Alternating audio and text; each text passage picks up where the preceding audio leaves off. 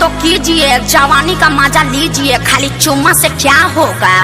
चुम्मा लेना पाप है, चुम्मा लेना पाप है, चौपन छूना माफ है। चुम्मा लेना पाप है, चौपन छूना माफ है।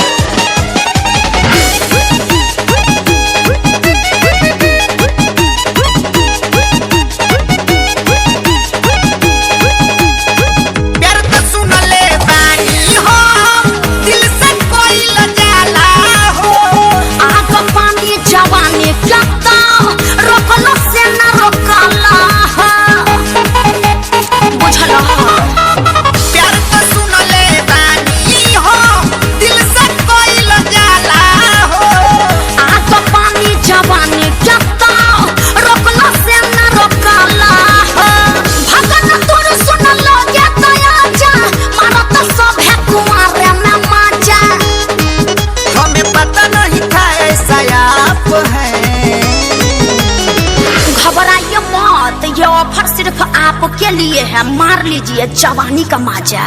चुम्मा लेना पाप है, चुम्मा लेना पाप है, चौपन छूना माफ है। चुम्मा लेना पाप है, चौपन छूना माफ है।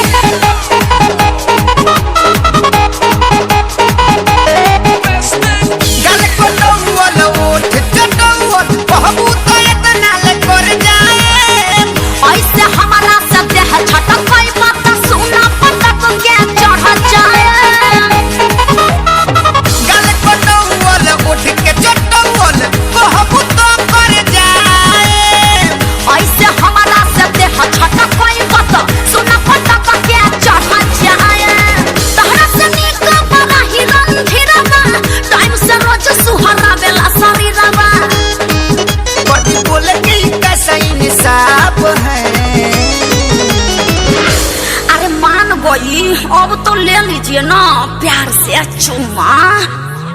चुम्मा लेना पाप है, चुम्मा लेना पाप है, चौपन छूना माफ है। चुम्मा लेना पाप है, चौपन छूना माफ है। अरे आके ले लीजिए ना।